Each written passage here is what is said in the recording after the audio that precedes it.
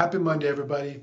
Okay, so first, my apologies for last week. Several of you called in or sent me emails saying, hey, what happened to your video?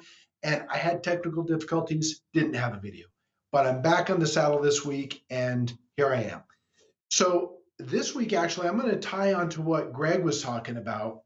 Greg was comparing some stocks in today's stock market to the dot-com bubble of the early 2000s, specifically Intel. Well, this past week, I finished a fascinating book. It's Walter Isaacson's biography of Elon Musk. And it is a fascinating look into a major personality and figure in today's world and the economy and politics and all that. So, Elon Musk got his start in the dot-com bubble, right? He started his big company that he really made the big splash in was eBay. He partnered up, PayPal, which was the payment processor for eBay. He built that with Peter Thiel, became a multimillionaire. Then he took that money and then he's built it into this billion-dollar fortune. Now he's one of the richest men in the world.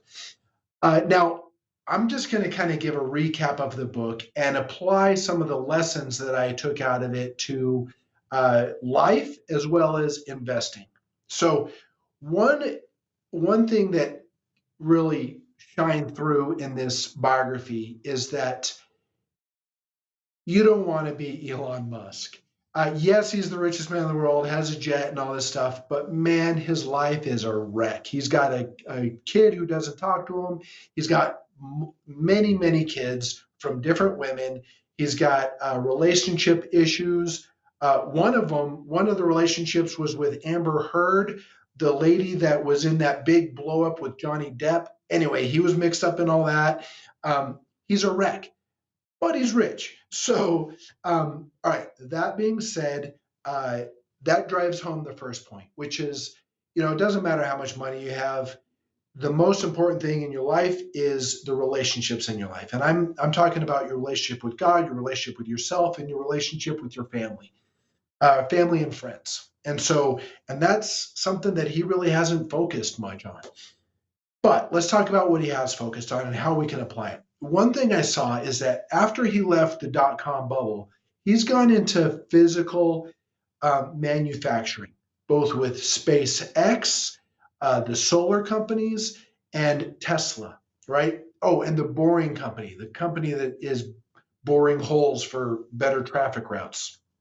And so uh, that caught my attention. He made his mark in the dot-com bubble, but has then created a new economic empire on tangible things. Now he's now overlaying AI on top of all that. But all of these companies that he's working on all go back to energy. And that reiterated itself in the book many times, where he's always concerned about energy consumption, both of the planet as well as his companies. That really struck a chord with me because, as you know, Greg and I are very bullish on energy. There's not enough of it. We need more of it. And we can't just ignore one type of energy like oil or something like that because it doesn't fit a political narrative. We need all of it for our planet.